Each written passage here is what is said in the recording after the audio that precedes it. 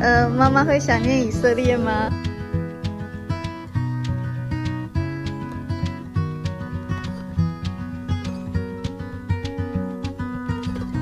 旧城在那边。Hello， 大家好，今天是妈妈在以色列的最后一天，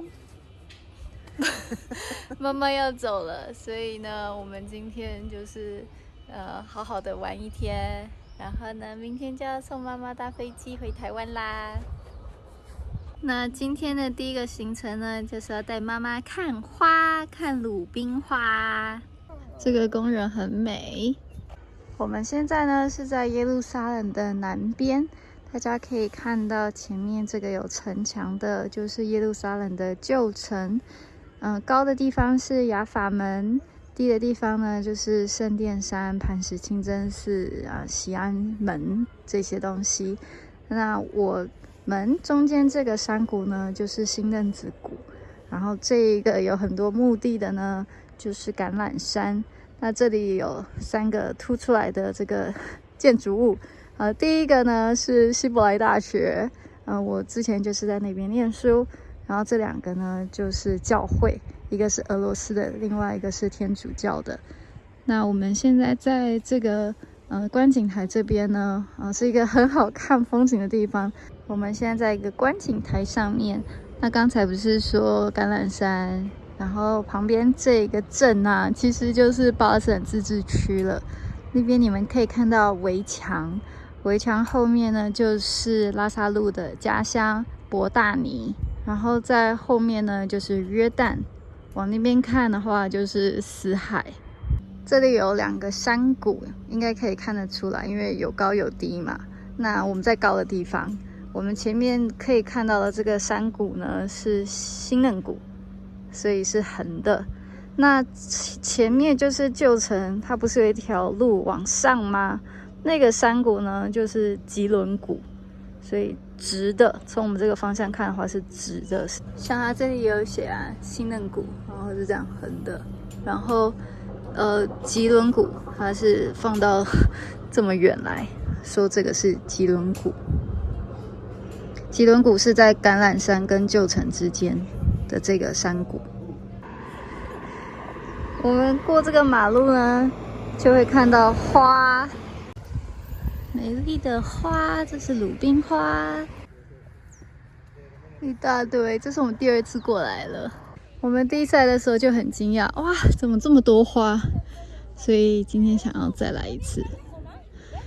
然后这边还有学生在上课。刚刚就是在前面的观景台，可是上来以后看得更清楚，所以橄榄山，然后隔离墙，然后这里就是拉萨路的家乡伯大尼，然后这边都是巴勒斯坦自治区嘛，然后约旦，然后往那边看是死海。骑脚踏车的人好厉害哦！重要的事情讲3遍。那边呢就是犹大旷野，然后还有死海。Hello， 他刚刚讲什么？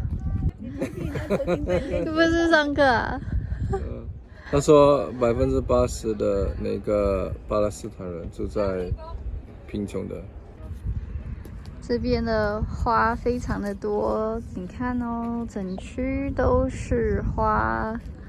但是呢，有趣的是，耶路撒冷在这边嘛。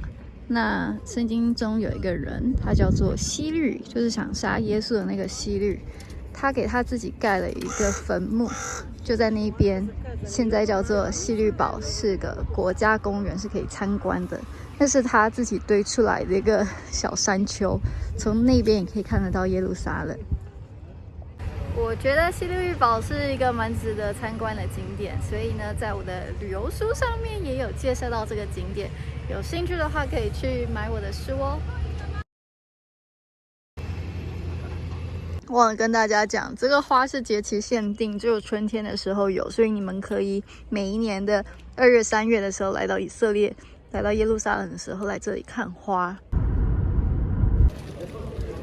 去大卫塔。哦，这周5呢就是耶路撒冷的马拉松，我们也会去参加哦。虽然是战争中，但是以色列境内还是有很多的可能，我也不知道他们哪来的人。这是新的入口，然后这是导游班的这些学生们，这些导游班的学生，上1年的课。完了以后就会考试，然后就会成为以色列正式的领牌的导游。但是不是每个人考试都会通过，因为以色列导游的考试非常的困难。我妈妈没有来过。宝宝在看什么呢？耶路撒冷经历了3000年的历史，有不一样的人统治这块土地。拜占庭时期是西元7世纪左右。然后呢，接下来就变成了伊斯兰时期，这个地方就盖了清真寺，然后就变成了伊斯兰教的圣地。所以呢，十字军就来了，要把这个圣地从异教徒手中收回来，就经历了很多的流血。然后呢，阿尤比时期呢，也是穆斯林又跟十字军去做一个抗衡。最后呢，十字军就输了呢，以后就变成马穆洛克时期，他们是埃及的佣兵，就统治了这个地方，一直到16世纪是鄂图曼土耳其的时期，他们讲的语言其实也不是阿拉伯文，因为他们是土耳其人啊，然后就从西元16世纪一直到20世纪。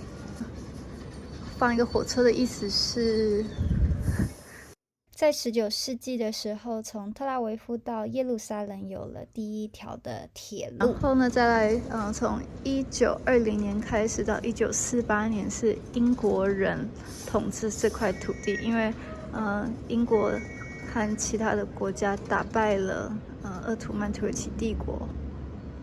然后1948年的时候，以色列独立。这是简化的历史啊！耶，以色列！哦，这个小朋友，这个是希律王之前在哈斯摩尼时期就有的一个城墙。这个是耶路撒冷，在不同时期它的大小。那现在的耶路撒冷大概是200万人居住，可是你看呢，像是鄂图曼土耳其时期的时候，它的人口大概也只有7万，然后英国托管时期的时候到了16万，然后城市的大小，这是旧城，然后这是附近有一些教会就买地啊什么的，然后这是现在啪就超级大，变成大概是这样。旧城在那边，然后我们看花的地方在这边。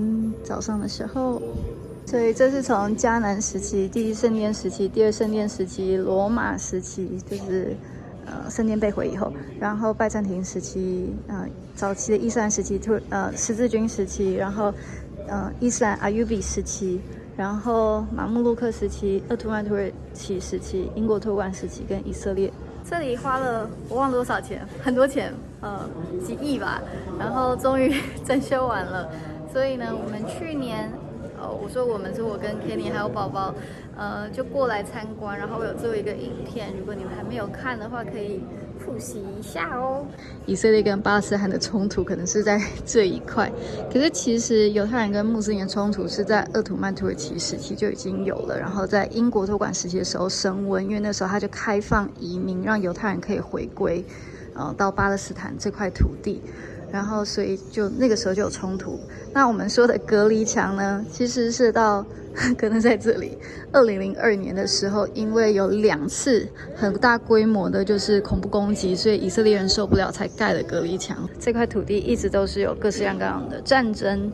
然后，对于犹太人来讲，其实他们流亡在世界各地的时候，并没有忘记他们的根是在那里，就是第一圣殿时期，就是这个地方是以色列的神亚伯拉罕、以撒、雅各的神应许给他们的，然后他们在这里有了他们的圣殿，他们在这里敬拜他们的神，只是因为他们的悖逆，他们的就是不信神，然后圣殿被摧毁，然后在西元70年的时候，他们就开始流亡，然后一直到1948年回来这块土地。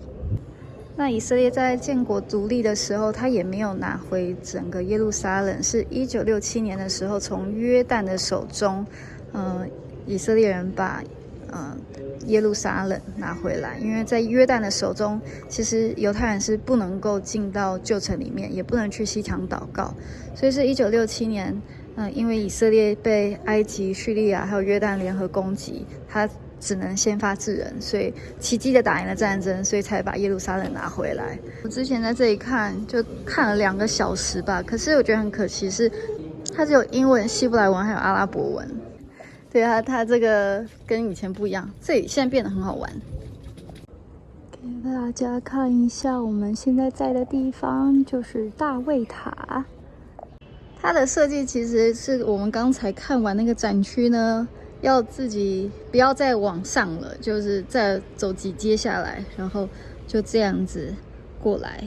那他已经尽力做到他的轮椅或者是婴儿车友善了。然后我们要搭这个我们买不起的昂贵的电梯。那这里主要呢就是犹太教的起源。为什么这里是犹太教圣地？就是因为这里盖了一个圣殿，所罗门盖的圣殿。那它的根源呢，就是在这里。这个呢，就是以色列人进入迦南地的时候，然后在应许之地12支派他们所得到的产业。那耶路撒冷刚好是在犹大与便雅悯支派的中间。那圣殿呢是朝东的，橄榄山会是我现在站的位置，然后我们中间这个谷呢就会是吉伦谷。我们上次去的吉伦谷。这些是第一圣殿时期的泥偶，也就是偶像，但这个是他们自己做的圣殿，当然也是偶像。然后我妈就说：“诶，这是土地公吗？”那这个的意思呢，就是圣殿被毁，然后圣殿里面所谓的金灯台，但当时已经没有了。可是因为罗马人他要去炫耀，所以他就把犹太人专有的金灯台就刻在这个是在罗马的提多拱门。这边的风景呢，就是雅法门。我们平常呢就是这样走上去，然后就去那边有一个轻轨站。挥挥手。挥挥手。这是全世界最古老的圣经地图的复制品，叫做马达巴的地图。那这个地图里面很有意思哦，它就是有死海、有犹大旷野、伯利恒、耶路撒冷，然后摩底印、耶利哥、约旦河，你可以在这里面做一个对照。所以呢，这是耶路撒冷，然后这是伯利恒。这年代是西元6世纪，所以距离现在也1400年了。那这个模型呢，就是圣母教堂，它在一开始，拜占庭时期建立的时候的样子。它的门口是从这里进来的，然后就这样子有这个耶稣的墓在这里。可是因为十字军的翻修，所以我们现在这部分是已经看不到了。我们看到的只有这一小部分。十字军把它的入口放到这个地方。这个地图呢，是一个没有来过耶路撒冷的人，他根据朝圣者写的东西，还有一些历史学家，像是约瑟夫留下来的文献，然后用他的想象力画出来的耶路撒冷。那这个地图呢，年代是在16世纪。哦，我上次也是点这个，换一个克西马尼园。就是在那边，然后这个是被抓，然后被审判，然后走苦路，然后被钉十字架，然后复活，然后升天，然后圣灵浇灌。有点紧张，那边给你靠。好大的东西，什么东西？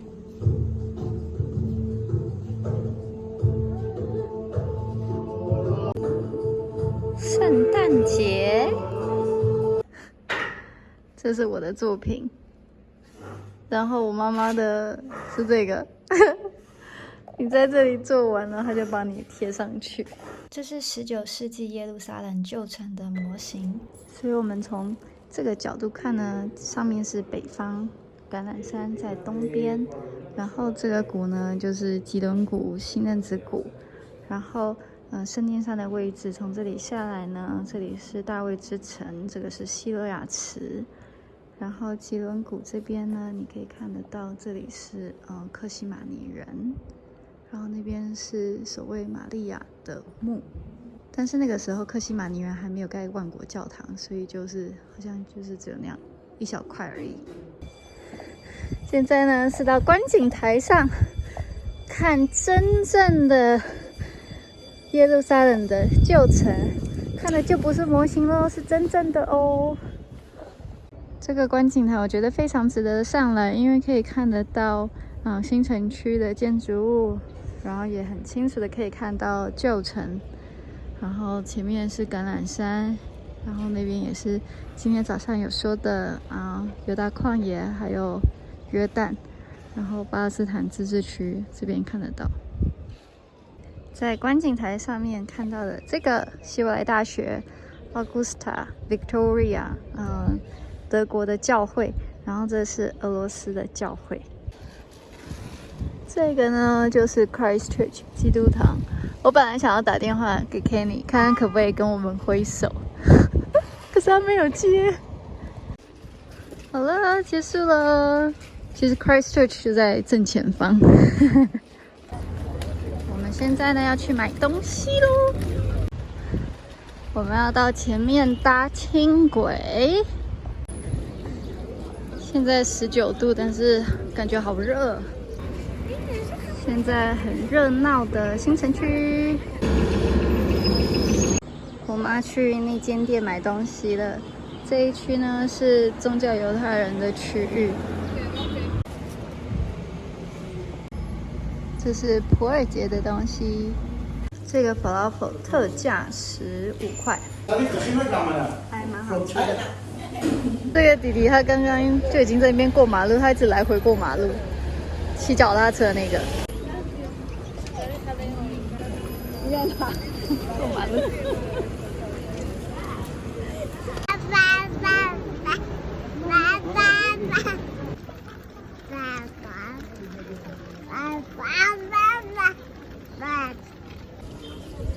那边卖的都是普润的衣服，复活节的东西。宗教用品，这是逾越节的餐盘，但这个是犹太新年的餐盘，逾越节的。这一组是安息日使用的刀子，洗手的、喝酒的。刀子是用来切安息日面包的。然后前面5个小孩子自己回家。我现在拍一下。非常不一样的世界，妈，你明天搭飞机会完全进入另外一个世界，平行时空，对，会完全的不一样。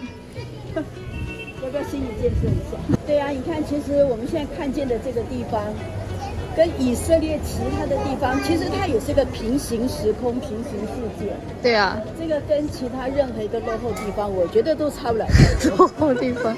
所以不是说犹太人、以色列人住在这个地方，他们就有多少优势？我觉得也没有画上等号啦。但这也是为什么在以色列有蛮多的内部冲突，包含就是世俗以色列人认为宗教犹太人只要是以色列人拿了以色列的福利，就应该也要尽当兵的义务，特别是在战争的时期。就那种差异又更大了，很多就是一般的家庭，他们的家都是，撑得很辛苦，因为老公在当兵，然后太太就要带小孩。可是宗教犹太人他们不一定是继续的在宗教学校学习，可是只要他是高中的时候受的是宗教教育，那他就不需要当兵。所以以色列世俗犹太人就是希望可以改这个法令，让这些男人也可以，至少是男人也可以进来当兵。那以色列是女生也要当兵，所以就是那个差异太大了。然后这是我儿子，他就是想要下来啊。我妈要买橘子，华人教会就在这边。我们走了一圈回来了，这是市政府，不知道在修什么东西。然后耶路撒冷旧城就在前面，我们要去我们最喜欢的餐厅。今天天气超好，那边还看得到约旦哎。妈妈会想念以色列吗？我觉得以色列就像家一样，随时回来的地方。哇，这么好！就算是家，你也会有出门的时候。对。所以我觉得，不管来以色列或离开以色列，我觉得说，对于基督徒而言，里面有一个 DNA，就是喜欢回到神的家。那会想念这个小朋友吗？那是必须的。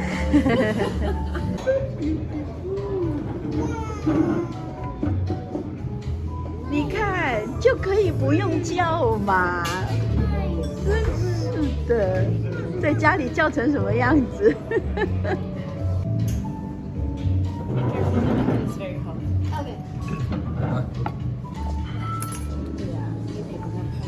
有吗？我可以吃了。现在是拍照的好时间，因为天还没有全黑。我们很幸福，有妈妈陪我们3个月，但是快乐的时间总是过得特别的快。妈妈要走了，所以等到大家看到这个影片的时候，妈妈就已经在台湾了。我们还是可以天天见面啊！你在跟我讲话吗？只差没有现场做饭而已。对，差在食物。但是妈妈已经在这几天做了很多的那个食物的预备，所以我现在冰箱是满满的，就等到妈妈下次来的时候，再重新的装新的食物进去，继续塞满。